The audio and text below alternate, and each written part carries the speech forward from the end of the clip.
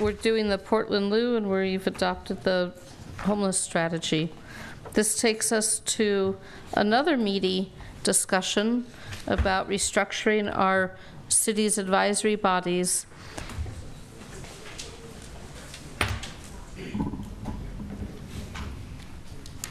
Karen, you're giving the staff report, yes? She is, and while she's getting ready, I'll just kind of tee it up for her as a stall tactic. So this recommendation, set of recommendations. Time's up. The set of recommendations that we're bringing forward to you really is a result of, I would say, over the last year and a half, a lot of feedback that we've gotten. It's from a variety of sources on not just from our department heads, committee secretaries, some council members, former and current, as well as from, frankly, a lot of committee members, community committee members that have come to us with some, either some off the record or on the record ideas on how they think that the committee structure could be more efficient and a better use of some of their efforts. So with that, I will turn it over to Karen. Thank you. I will. It's a lot of content in the staff report, so I will try to go through it as efficiently as possible. As City Manager Lander stated, that both council and members of the community have raised the issue of valuing our advisory committee structure, but perhaps it is good practice to review your structure and your bylaws and your practices every few years to make sure that the current structure still meets current needs. So we began looking at the committee structure and really was looking at kind of these as being kind of behind anything that we might be reviewing and advocating or suggesting a change. And that is that we do recognize the value of providing venues for deeper discussion and reporting of priority city policies and program initiatives than can be done at a city council meeting. Certainly both our city council committees as well as our community advisory committees are able to go into more depth and provide more ability for the public as well as council members to discuss issues of concern to the community. We also were looking at increasing public participation in community advisory committees. Particularly, I would say the last year, we've had some long-term vacancies, particularly on certain committees. And I would say that with just a few exceptions, many of the advisory bodies did not tend to have other members of the public present. It was just the members. We also were looking at increasing the impact of community advisory committees in city decision making, which is the main mission of community advisory bodies, is to be impactful on city decision making, and to institute best practices of advisory committee policies and procedures, drawing from literature including League of California Cities, ABAG, and my fellow and sister city clerks who oftentimes are involved in these matters. So currently, the city has 3 different types of formal advisory bodies. One are city council committees, and that is an ongoing city council, I call it like a work group, which is made up of no more than a quorum, less than a quorum or no more than 2 city council members. And the purpose of city council committees is to kind of deepen, I would say, areas of expertise within the council to assist the council as a whole in setting policy direction, establishing priorities, including budget priorities, and providing oversight of city policies, programs, and initiatives. Then there are 2 different kinds, and city council committees, the only members, so to speak, are the council members with staff there to provide information and to be a resource to the committee. Then there are 2 different kinds of committees that are basically community advisory committees. One we call standing committees or ongoing committees of community members. And these are designed for issues that are relatively broad in scope. Doesn't mean that they shouldn't or they should not have specific things they're discussing, but it could be something as broad as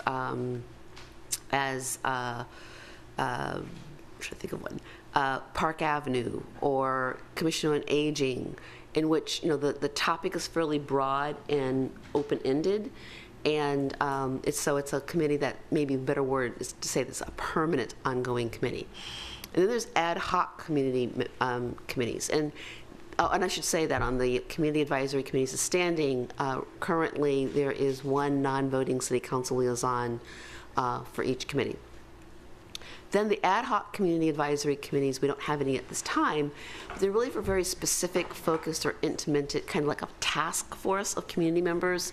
And recent ones include the Fire Services Task Force, the Food Truck Task Force. There have been several task forces that have been used for very specific issues. The Emeryville Task Force, Strategic Plan for Parks and Rec, and then the General Plan and Zoning Update would be other examples.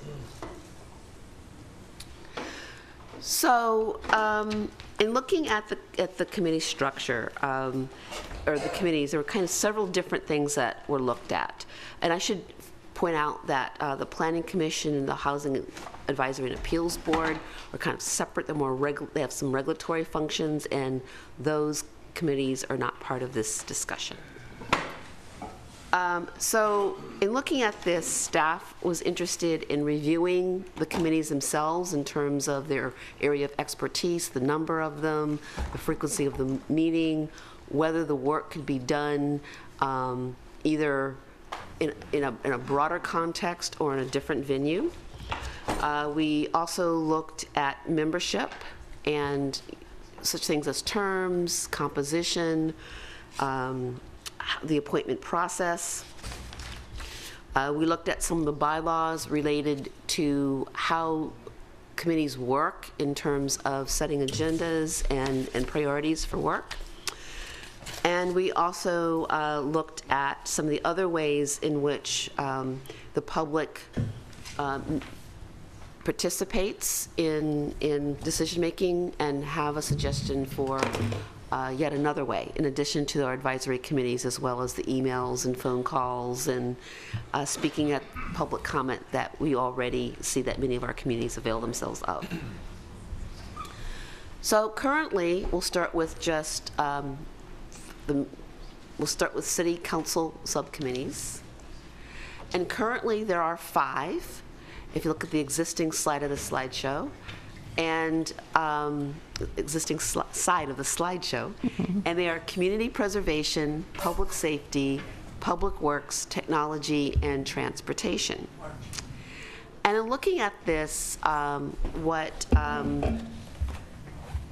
staff analyzed was that there were some areas that there wasn't kind of a smaller working group of council to kind of dig in and look at policy formation, priorities, and oversight.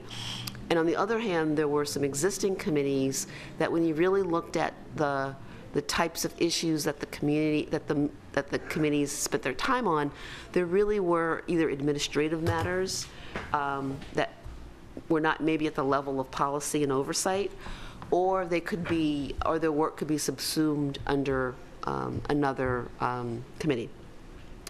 So what staff is proposing are the following 6, 3 of which are new. So right now there's not a budget and governance city council subcommittee. There is a finance committee that's a community advisory body, but that doesn't, it only has 1 non-voting member. So there really isn't anymore a place where 2 council members kind of dig deep and discuss budget formation, investment policy, governance issues like bylaws. I mean, there's not that type of committee that exists of the council. There's also not a community services committee, particularly with the changes we're seeing in growing demand for community services, or changing demographic, or participation in ECCL. There is a city school committee, but that's a different kind of animal than just focusing on community services that the city has and the policies associated with that. We also are saying to retain the Public Safety Committee, that's an existing committee, as well as the Public Works Committee. and the Transportation Committee, though we have some suggestions for changing the scope of responsibility for the Transportation Committee some. And then the third new one would be sustainability. This has been in many different documents, whether it's the city's climate action plan, whether it's the sustainability element of our general plan, and many of the initiatives that the council has expressed not just enthusiasm for, but as being kind of a core mission is to be as green as we can. There isn't a place for the council to kind of discuss the policies and initiatives that this would mean, either in-house or in terms of initiatives in the community. And as part of that, there isn't really the oversight over those functions that you would see in other communities to kind of drive that process and make sure that all the bits and pieces are being considered. And that type of discussion usually is more than a council as a whole has. You know, there's, of course, a level that the council has, but there's oftentimes a couple of council members that particularly want to dig into some of those subjects and kind of maybe pre-chew it for the council a little bit, so your time as a whole is used effectively.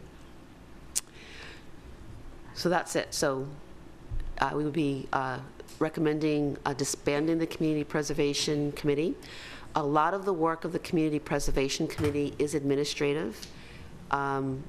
Staff sees that some of that could potentially be problematic, and that oftentimes what is discussed is administrative matters that in fact could down the line be appealable to the council as a whole.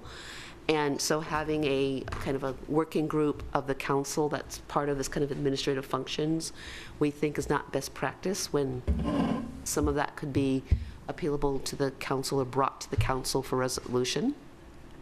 And we do believe that the oversight of that function could be subsumed under public works. Many of its public works are their public safety issues. And the same thing with the technology. A lot of what the technology committee discusses is really administrative issues. And that while there is an intersection between the city's technology issues and the council, it tends to be more, I would say, more governance issues, like the use of technology in the pursuit of governance, like community outreach strategies, for example, or in sustainability, if you're looking at the use of technology to be greener. So we think that those committees could also subsume a lot of the areas that the technology committee is charged with. So that's those recommendations. And so much of this is just said here in terms of subsuming some of the work. We also think that the transportation scope of responsibility, that is one of the committees that actually was established through ordinance. And we think that they're not trying to bring you the whole bit tonight, but we think that there is some room to relook at that scope of responsibility, and so that kind of administrative decisions are made administratively. There may be some appeals process that the Transportation Committee could be part of. That would be obviously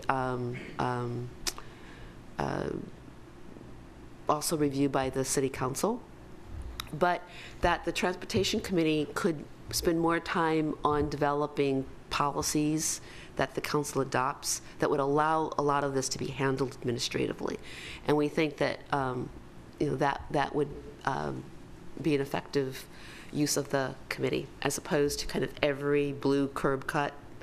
When there is a blue curb cut policy that the council adopted some years ago, that may not be where the City Council isn't the most effective in using their time.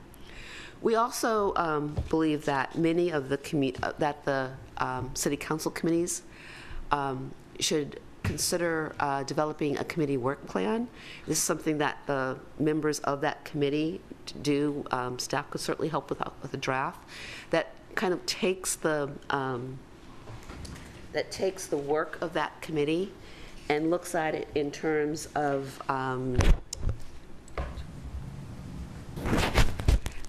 the city's stated goals and priorities, such as the budget. So an example there would be that,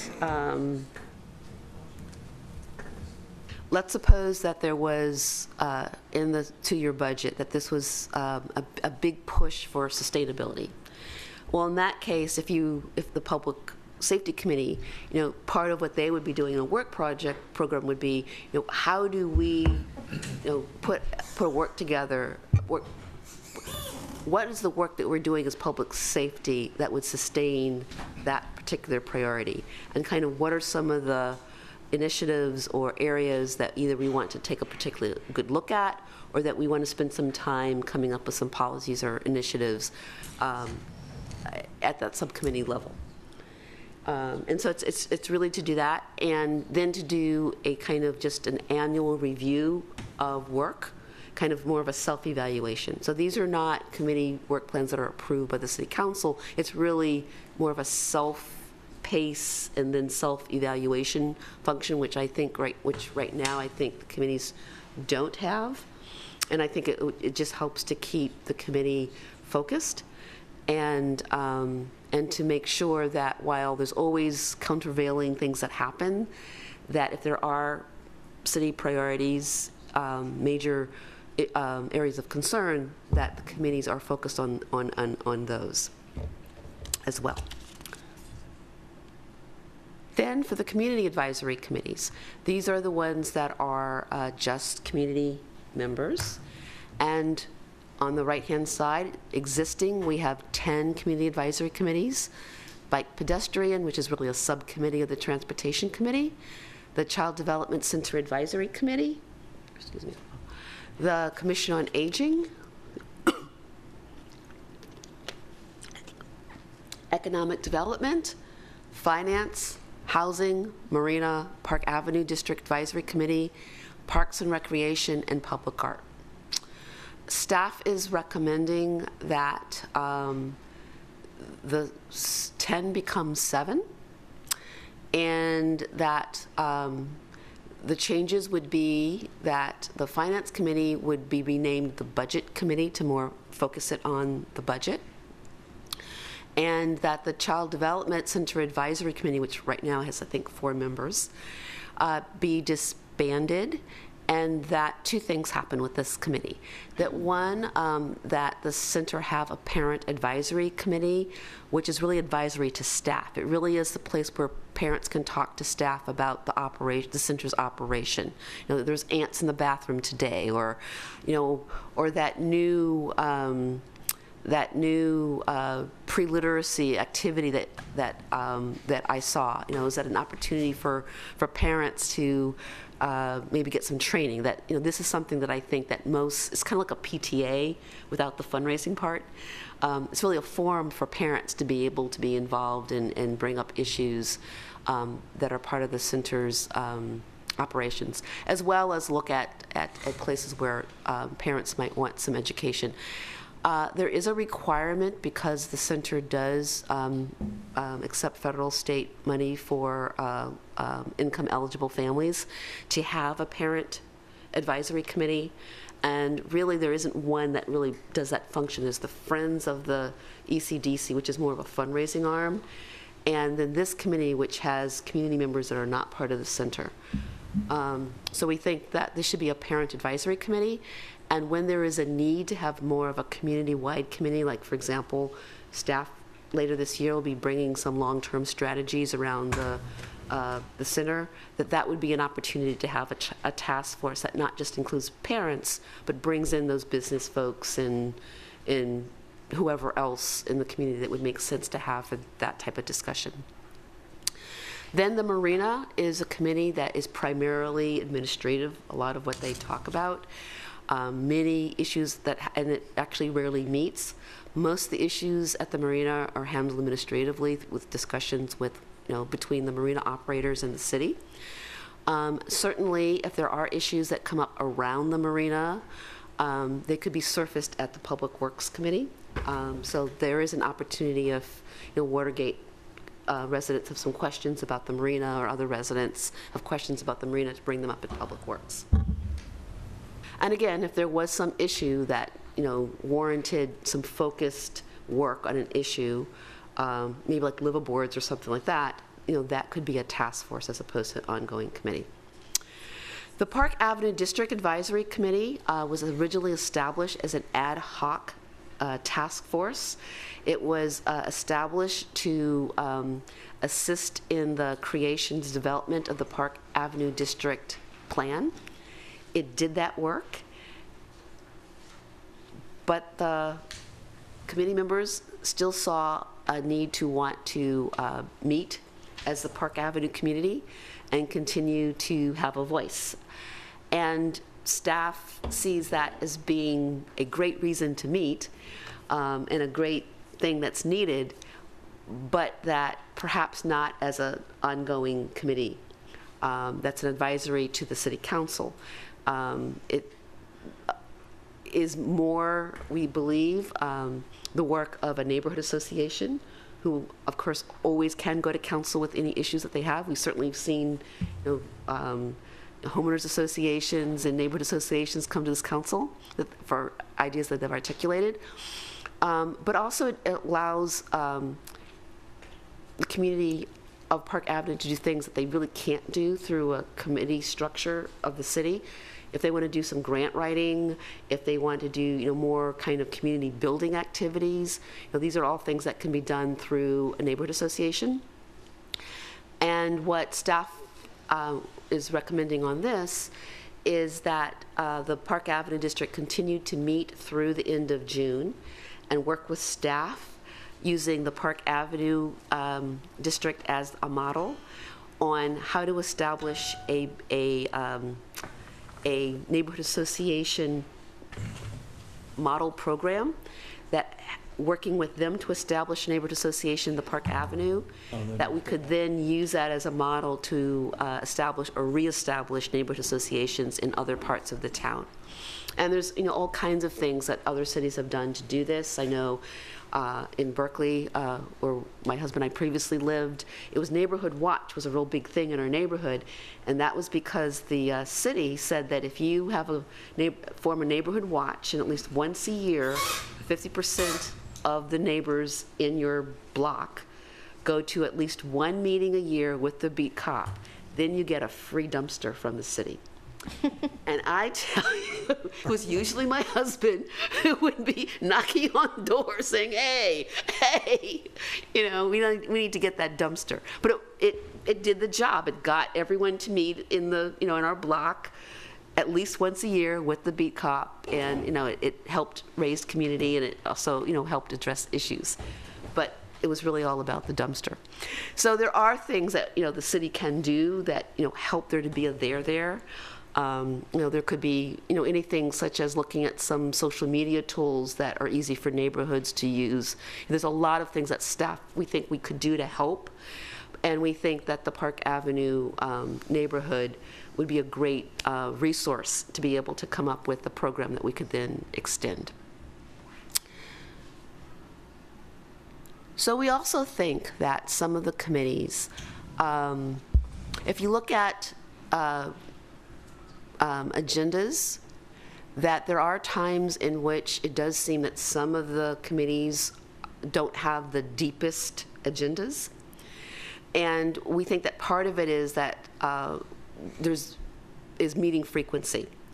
Certainly if you have set your regular meetings to be less frequent, it doesn't mean if there was something of urgency that you could not have special meetings. So, around budget time, it certainly could be that there might be committees that might meet a little bit more often than during the rest of the year. Or, if there was some huge initiative that, the committee really felt that, didn't want to lose traction and needed to meet a little bit more often, it could be done. But as on a regular basis, of the 7 community advisory committees that we are pegging as continuing, we think that the bike pedestrian committee could be bi-monthly rather than monthly. The budget committee, now called the finance committee, is quarterly now. We think it can stay quarterly. The Commission on Aging right now is monthly. The economic development committee is monthly. We believe it could be quarterly. Housing Committee meets monthly. We think it could regularly meet as bi-monthly, but there are some times, such as developing the housing element, that it might meet more often. And Parks and Recreation, we think also bi-monthly. And public Karen, really quick, and I think, if I'm not mistaken, the Parks and Rec Committee actually recommended that they change theirs to quarterly. Oh, to quarterly? Yeah. Oh, okay. I thought it was monthly. Isn't it, didn't you say quarterly? What? Oh, it was? All right, I'm sorry. Okay. I do have a quick question, though. So were the information that we're looking at on the right-hand side, that was something that was affirmed by the committee members themselves, or these are staff's recommendations? Staff's recommendations. Okay, thank you. Right. And Public Art, in looking at their agendas, they do have pretty robust agendas. They go through a fair amount, so we're at this point not recommending a change there. So some of this I've said before, so I'll go through this quickly. One of the things was that the Bicycle Pedestrian Committee right now is subcommittee to the Transportation Committee. Staff is recommending that it become a standalone community advisory committee with its recommendations going straight to council, as our other community advisory committees do. Doesn't mean that the council can still refer things to council committees, but this is like the one committee that, in fact, really kind of reports to a council committee as opposed to the council as a whole. And quite frankly, some of the issues that come up at the committee are not necessarily transportation. They're wider than transportation issues.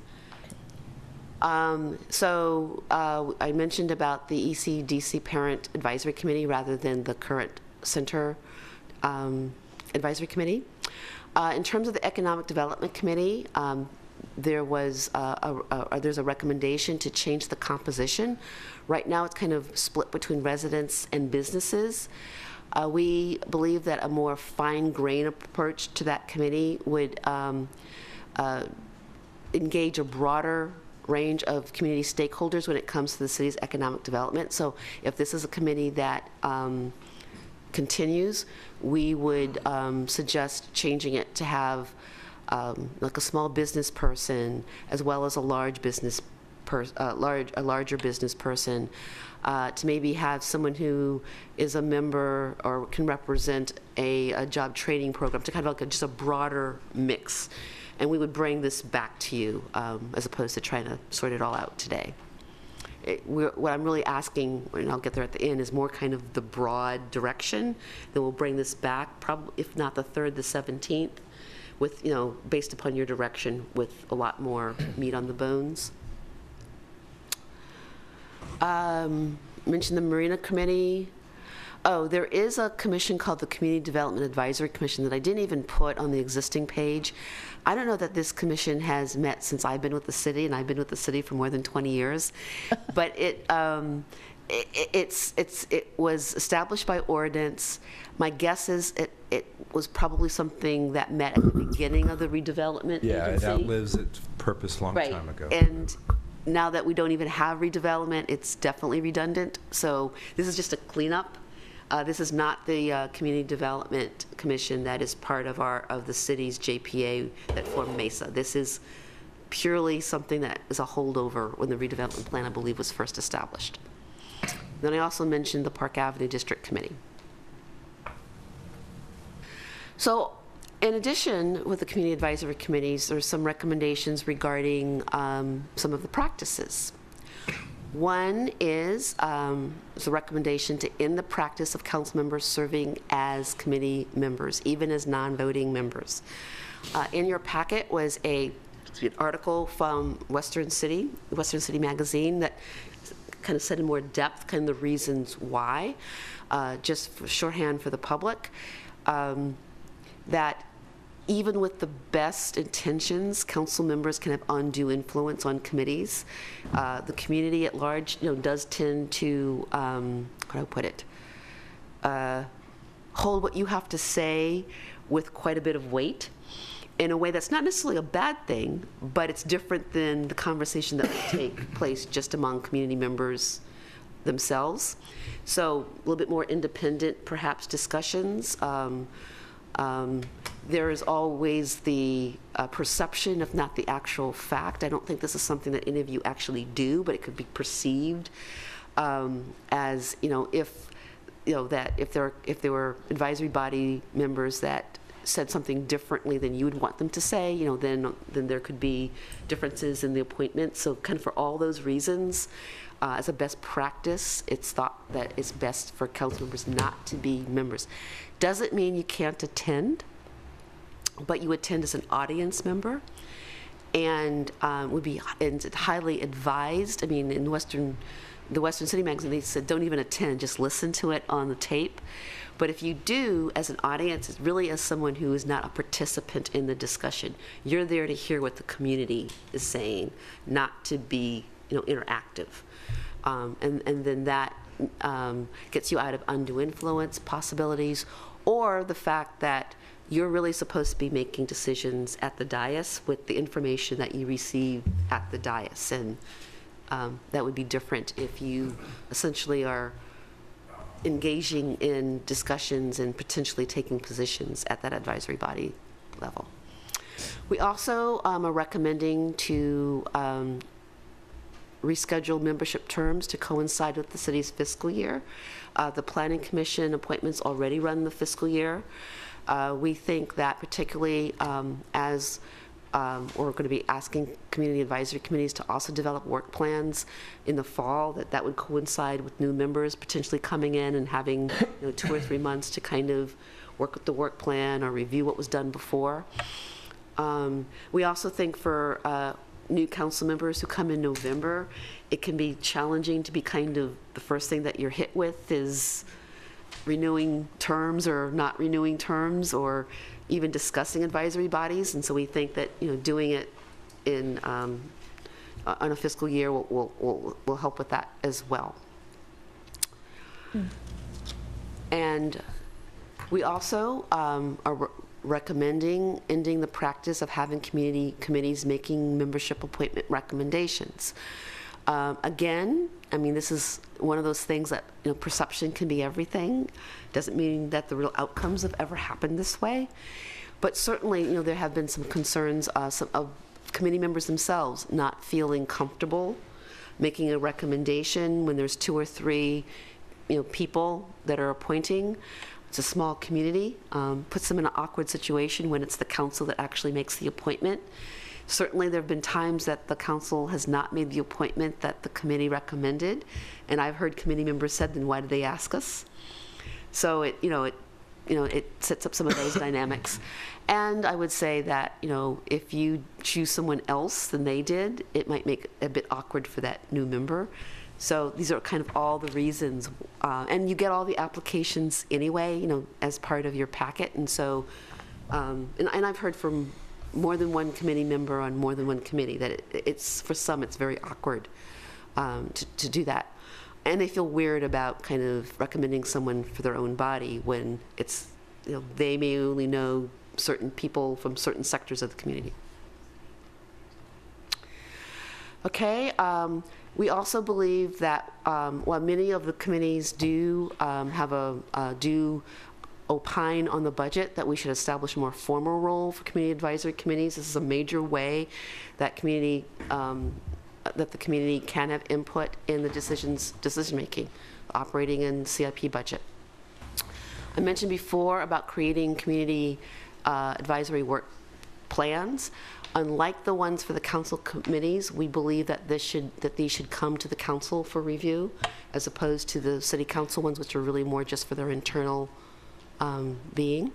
And that as part of that 2-year plan, that there is an annual report. And it's not like a long report, it's really like a list of accomplishments and what your priorities, the 2 priorities for next year. It really is a matter of kind of self-evaluation.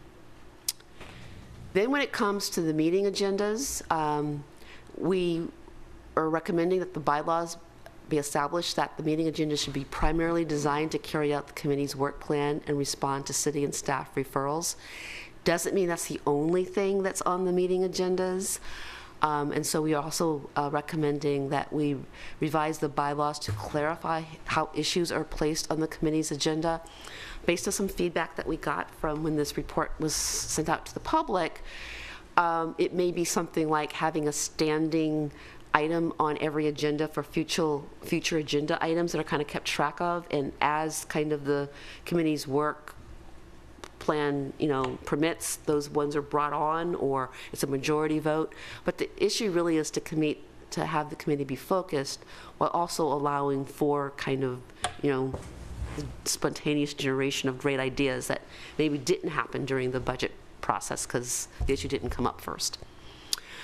We also believe there should be mandatory annual training for members on everything from parliamentary rules and regulations to setting work programs, and that we'd probably do them each July right after the appointments, and we would probably do at least 2 to give people the opportunity to go to them.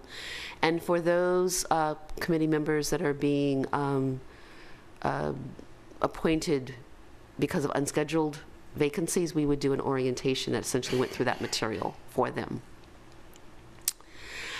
Lastly, we believe that while we do in Emeryville have a rich tradition of community advisory bodies, that they tend to be somewhat siloed in their approach, and that we would recommend that there is a semi-annual, twice-a-year town hall meeting that would be an opportunity to do more brainstorming, to have more cross-pollination between committees, that the general public would come. Staff would like to be able to work on maybe drafting up a proposal that we would then ask all of our community advisory bodies to review just for their input, and then we would bring that to you in late March or early April. So what we're asking you to do is to provide general direction on the issues that were raised as part of this staff report, particularly on the advisory committee roster, amending the bylaws and the practices, and we will bring detailed rosters and bylaws back. I said March 3rd, but I realized that next week there'll be about half the senior staff will be at emergency preparedness training down south, so it may be the 17th rather than the 3rd. But the plan would be so that we could start kind of community engagement outreach process, and to be able to have new members in place by July 1st with lots of notice, and to provide specific direction regarding the city council appointments. And as part of that, who would be on the council committee, so we could bring that back so your work could get started immediately. And that's it. Thank you, Karen. That was a very comprehensive report, and it took a lot of work to rethink how we do business. So thank you for doing that. Are there any questions or comments from council members? Yeah, I have some questions. Yeah. Thank you, Karen, for preparing this. So it was a lot of information to digest, and I appreciate that the depth that you and staff had to go to present this information. I guess my question is, it's almost theoretical. I'm curious how it might work in reality to have governance together with finance, or budget, excuse me, as we're going to call it now. So let me clarify my line of thinking. I don't know exactly how the technology committee functioned, but seeing as how whatever day-to-day took place at the technology committee will be taken up at the proposed budget governance committee and the sustainability committee. I just want to see how that would play out, and make sure that it would allow for our growing needs in technology. If we decided to move forward with bigger initiatives in terms of community outreach from the city, in terms of a technological standpoint, social media, et cetera. So that wasn't a really clear question. I'm just wondering, how does governance fit into finance? Why is it the same committee? Doesn't have to be. It really was a matter of, it was to try to find a word for the committee that would also maybe, sometimes that there is a refreshing of council bylaws, and there's a subcommittee that kind of would work on that. So it was kind of all kind of issues relating to governance, and one issue around governance is community outreach, community engagement. So that was really kind of the thought behind it. But quite frankly, I mean, specific issues of technology could come up through sustainability. It could come up through public works. I mean, it could come, I mean, that's something that really weaves its way through all committees. And I think that, you know, that's probably going to be the main way that that issue comes up is all committees may have some piece of it that's technology. And if I may, I think we kind of struggled with what to call that. It was kind of a little bit of a hodgepodge. Some cities will have something called like a finance and management committee. Right. So it's really, you know, issues that are, I would say it's, you know, related to HR, IT, finance. It's really more kind of internal services. The relevant pieces that are kind of items that would require council policy direction on them. So not, you know, per se administrative issues, but so we're not wedded to the names at all. But that's the idea. It's just kind of anything that didn't really fit into any of those other categories, I would say. Right. I guess what I'm ultimately trying to find out is, how do I get public information addressed at one of these committees? I don't care which one it is, but you know, I'd like to add that as a possibility to integrate into another committee or separate, or, you know, I'm certainly not trying to add meetings, but I definitely would like, you know, some definition there, because I think it's an area where we could not necessarily improve, but we could, you know, use these engaged community members and our minds together to clarify where we're going. Staff is planning on bringing to council, not quite sure the date, but I know it's on the list, a community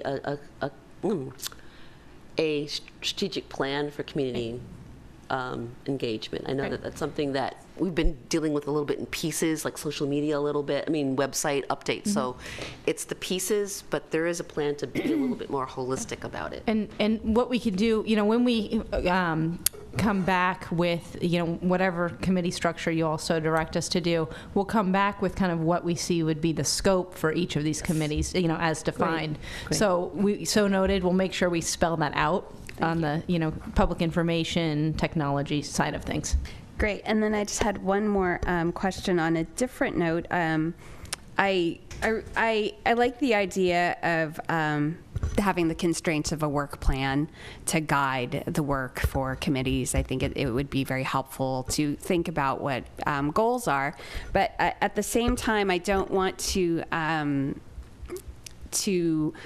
hinder these wonderful ideas. You talked about, you know, spontaneous ideas, especially when they're supported by a majority of people on a committee. I want them to be able to agendize those items and prioritize them alongside the items that are focused upon based on the work plan. So that's my only other note. I think that I really appreciate your in-depth analysis of the structure and the best practices going forward, but I definitely, for those people who are engaged enough to be part of our advisory bodies, I want them to feel that they're being heard, and that they don't need to necessarily. I find it, you know, one of the proposed directions week ago is people could come straight to City Council to have an item added to the agenda, and I think that's that may be going a bit far. Yes, that was one of the things that we got a little feedback for, and I think maybe something around a majority of the committee, and that's kind of part of the self-evaluation, that if you find that that's happening all the time, then maybe that's a committee that needs to rethink, you know, how it's allowing itself to not spend time on the work program. Very good. Thank you. And if I could just clarify one quick thing on that, I think the way that, and it may not have come through here, on the idea of the work plan doesn't necessarily spell out all of the agenda items per se that the committees would be taking up. It's really just, you know, the broad categories that are tied to your own goals. So I think that, you know, there would be room within those to set an individual agenda items without having to have the majority of the committee or come to council and all of that. I think it may have come across as kind of too bureaucratic and structured, much more than the way that we envisioned it. Nora? I agree with Diane. I think this whole issue of the agenda process, we've got to take a hard look at that, because things happen that have to be addressed, and if you have to go through a bureaucratic process to get, you know, 3 months from now address this issue. As I read the agenda process, it looked to me like that the council did not have any ability to add an agenda item, and we're here to represent the people of this city. The council members, I believe, should always have the ability to add an agenda item to any of the committees. Oh, yes. But that doesn't say that in the way you have the process. It says we can do that respond for council to meetings. city We should do staff that for- referrals. It should say council/city/staff. I think I left the word council off of that slide. That's what that says. Always a mistake. Well, it's supposed to say city council staff, not city. So noted. It is, Have to you're be right, able- Nora. Yeah. No, your Cannot point tie is- yourself up in no. a bureaucratic process. Your point is exactly the intention that we had, was that obviously the council does refer things to committees all the time that they wish to get Exactly. additional input in, and that was what that meant to say, but I forgot the word council, so I apologize for that. I picked up on that. She's not going to miss it. Jack? Freudian slip, no. I think when I first read some of the suggestions around the agendas and the work plan, it made me nervous as well.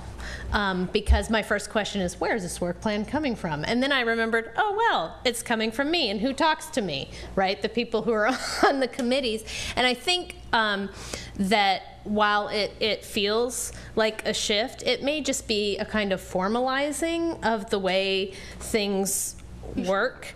And so the work plan, I think, will be derived maybe, you know, formally by the council, but certainly with the input and expertise from the advisory bodies. And one advantage that I do see to it is if there's any way, and I think this may have something to do with the adding things to the agenda, if there's a way to see a few months out, right? What's up ahead? Maybe you don't have to add it to next month's agenda because you can see it, right? That it's going to be addressed in 6 months' time or 4 months' time. So my hope is that this will just give a little more structure to some of the best practices that we already have out there. And then also, I just want to say that if people feel that they're not being heard, we've got 1 degree of separation in town, and there would be a way to revisit it. Of course. Yeah. Yeah. All right, any other comments? Yeah, I'd just like to say, I think it's, a lot of thought has gone into this and a lot of input has gone into it. And it is a real refreshing of a committee structure that's been kind of lumbering along. And I think it's very creative. Once again, we have a staff that perceives a problem, listens to what people are saying, and brings us back a good work project. So I'm very much in favor of this, and I think we should move ahead, as long as you put that council word in there. Yes, I'm so sorry. I also support moving ahead with all of the suggested changes. Public comment. Yeah, hang on a second. I do want to say, though, when you bring this back for us, the city committees that have the council members, they've tended to meet during a work day, and some of us have regular jobs and can't make those meetings. So speaking for myself, I've tended to pick the meetings that start at 5:30, 6 o'clock, because I can make them after work. So the 9 a.m.s, the 10 a.m.s, those are, I just can't do it. When you go to pick your committees that you are going to sit on, I mean, you can always say, hey, let's change the time for that Yeah, committee. well, for my participant, that's going to have to happen. Yeah, and you I don't guys, have that and you can flexibility. discuss that, and if it works, so be it. Yeah. So I was going to ask if the council wanted to choose what committees they wanted, but I'm hearing that you might want to do that from the public next side? time. I don't think tonight's the night for that. That's what I was thinking, that it Yeah. might not be after all. No, I do know there's people, members of the public who want to speak, so I'll turn this open to public comment now. Just.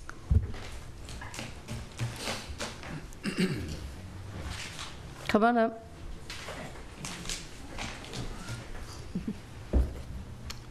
Hi, I'm still Rich Ambrose, longtime resident, but also a time traveler. I would like to propose something that I feel that has been lacking for a long time in Emeryville, a landmark preservation committee, board, whatever, to protect old buildings, old sites, and so on.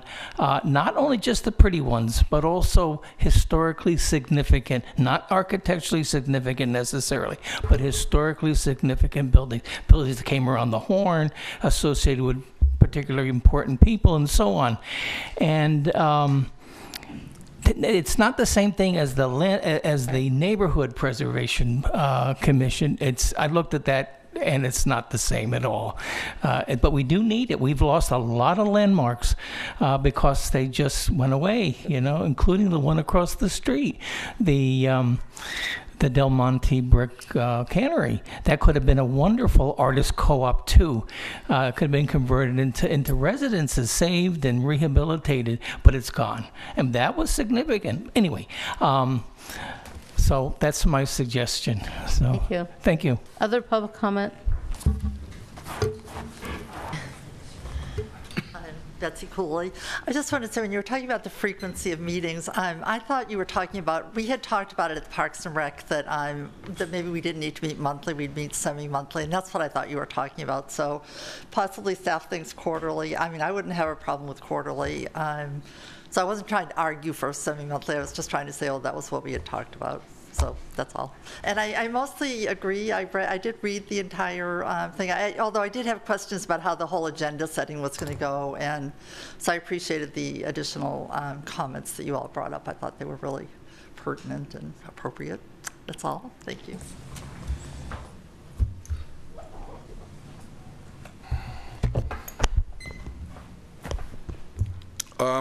So you announced that what your feelings are on this issue before you're letting the public comment. You're saying you want to move forward on the issue. Yeah, so we're kind of out here in the audience sort of under the illusion that we can comment and it might make a difference. So, I think before you decide what you're going to do, you should hear us comment and then decide. That's the way it's supposed to work. Okay, well, there's a big problem with this issue we're discussing, even though I'm hearing some walking back going on.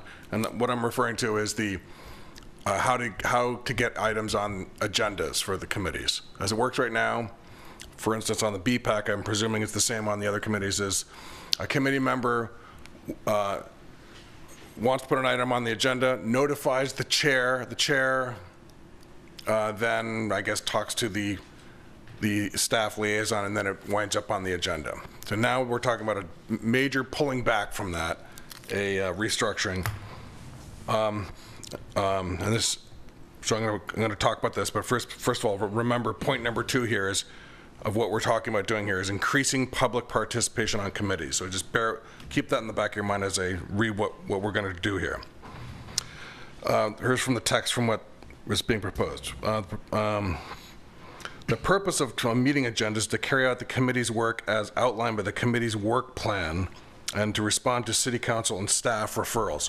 So I put it to you that you're going to have a hard time getting people sitting on, that want to be on, volunteer their, at evening time to the city of Emeryville to just carry out work plans where they're going to, their opinions is not, they're not going to be able to put agenda items on there. That's at least what's being heavily alluded to here. And in addition here, back a couple pages earlier,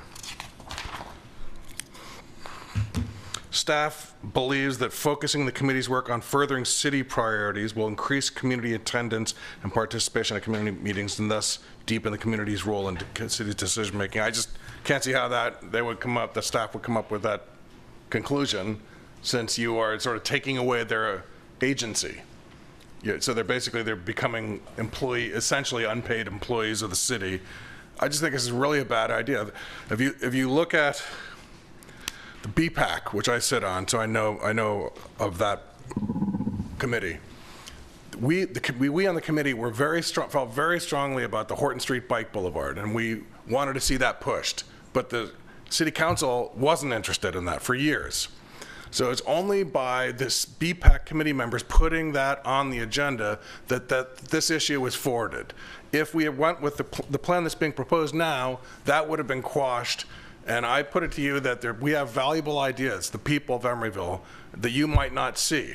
And I think we should just do no change at all. And it should just, I think we should just get rid of this idea. Thank you.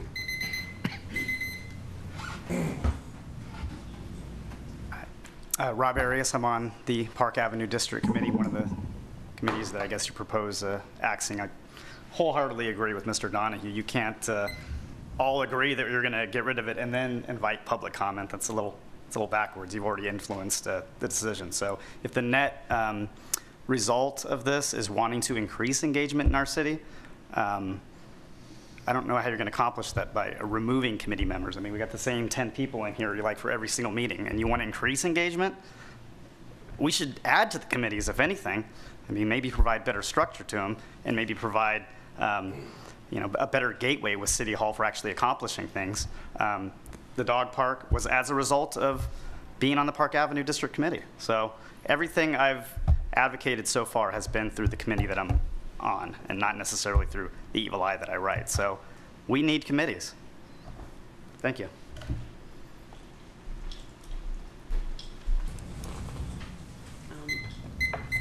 Sharon Wilshire. I'm here actually to speak a little bit about the recommendation for eliminating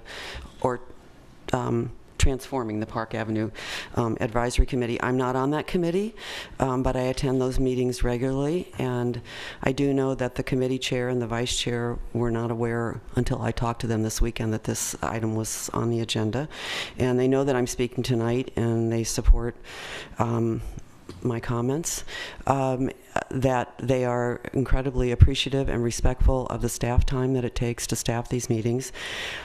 But actually, the current charge of that committee is to monitor the implementation of the Park Avenue District Plan, and it seems that with the proposed Sherwin-Williams project actually becoming closer to reality now, that this committee seems to still be very relevant as an advisory committee. This is probably the biggest project that's going to happen in the district. We don't know that for sure, but it looks that way. So I'd hope that you might take that into consideration this evening with some of your recommendations. Also, as Mayor Atkin mentioned earlier, there is a PANA that was created in 2004. And just this afternoon, I did get a message from one of the founders of the Park Avenue Neighborhood Association, Kate Rudder at Blue Star Corner, who asked me, I'm a PANA member, to ask me to speak tonight, that while they certainly look forward sort of to the reactivation of the 2004 PANA, that there's a feeling that the Park Avenue Advisory Committee fulfills a different role, and it's an important one right now. I don't know if I can read all this, but I thought it would be helpful in terms of neighborhood associations in general, that Kate just emailed me a little bit ago, that the purpose of the Park Avenue Neighborhood Association is to promote and improve the livability of the Park Avenue District by creating neighborhood cohesiveness through information sharing, social interactions, and community building activities. provide a residential voice and a community input into political and city decision-making process, advocating for the positive resolution of issues impacting the residential community, and encouraging civic pride through enhancing the livability and desirability of the neighborhood and of Emeryville as a whole. So these things could actually serve partially as models for other associations. But just to take into account tonight the importance of this advisory committee at this time. Thank you. I don't see any other public comment, so we'll have further council discussion. I have a question for staff. Would we be able to have you include in your next draft an ad hoc committee for the Sherwin-Williams development? Because the amount of people that I've seen in this room, who are concerned with that development, exceeds the amount of people I've seen in this room ever. And I think it would include people who are in the Park Avenue District Committee.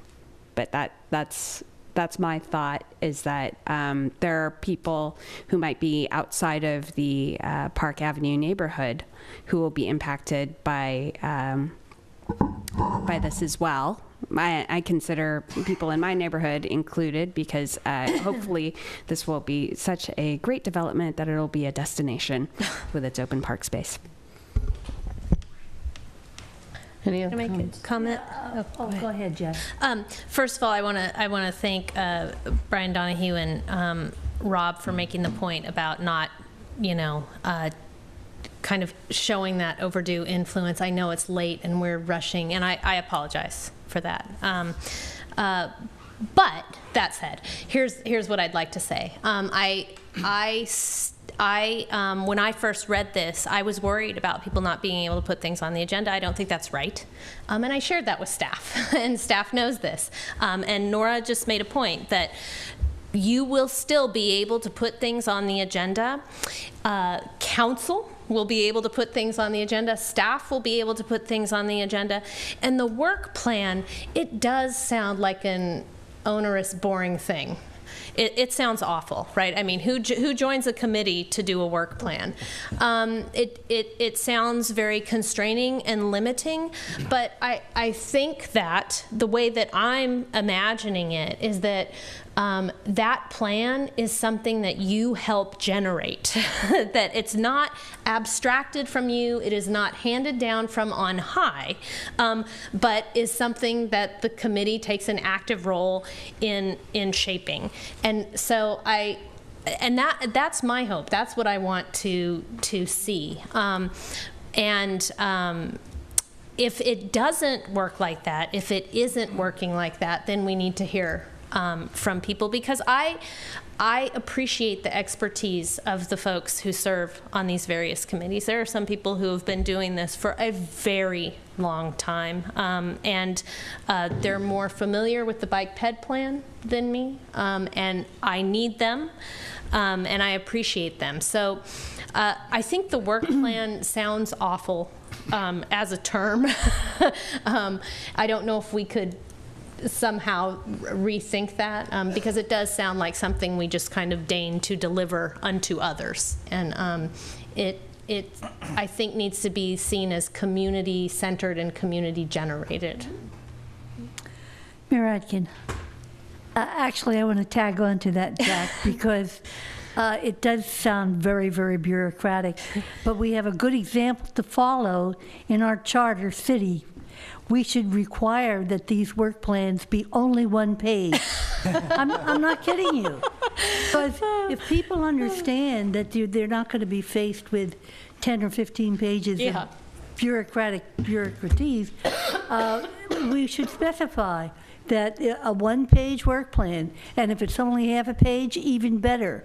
But let's keep it simple and clean. So. And if I may, when we bring this back, we will bring you an example of what we've seen in some other jurisdictions. Okay. And it very simple. As long as it's not more than a page. One page bullets. That's Okay. good. Simple. The other thing I want to ask Mayor Atkin is, Karen, have we given enough direction here for you to move forward to bring this back? I believe so, yes. I would like to ask a question of a couple of people in the audience who have seen a lot of committees. Like, for example, Betsy. Betsy, would you step up to the microphone? I just want to ask you some questions. And it partly has to do with how we can get people in our community to do what you in particular have really done. How to get more Betsies. You have paid attention to so many different committees, and you've seen committees grow and shrink. Do you have any advice for us on how we can grow our committees? I did think when I read some of the staff report about the work plan and the idea that the city council would set it forward, I personally did think that I probably would not be that interested in being on a committee that where that was put forward, because I do think that a lot of the things, I mean, what's the point of having a group of community members if you're not willing to listen to what they think is important? And I see that a lot in the Bike Ped Committee, and I think it would be really difficult to actually implement the work plan, and also the idea of having agenda items that were where if a committee member wanted to put on, I think it said at one place that if a committee member wanted something on the agenda, they would have to go to the city council, and I just don't think that's at all practical. And so, I mean, I personally, occasionally we do run into little, things where there's a disagreement about whether something should be on the agenda or not, but I think the way it's been running has been actually, we've had a really vibrant, I mean, I'm not going to be on that particular committee. I had indicated that I wasn't going to ask to be reappointed, but I've been on it several times for a number of years, and I think it's actually run really well, and everybody's been really involved, and it's been a really active committee. Okay, I have another person I'd like to ask a question of. Thank you. Just, I'll be brief here. Just, Mr. Reuter, would you've been on a committee that I have not been on, and many committees that I have not been on in our city, and some of the things you've been involved in, it seemed like there were a lot of staff on those committees in relation to committee members. And, to do the hard work of the Finance Committee or the Economic Development, can you say anything about those committees where we could increase our community engagement? My experience is that the tendency for these committees is to take a great deal of direction from staff, and I think that means we're also taking direction from the City Council. But on both those committees, the ones I've been serving on as Finance and Economic Development, I have seen an enormous amount coming right from the committee members themselves, and that's rather spontaneous. The next version. This takes us to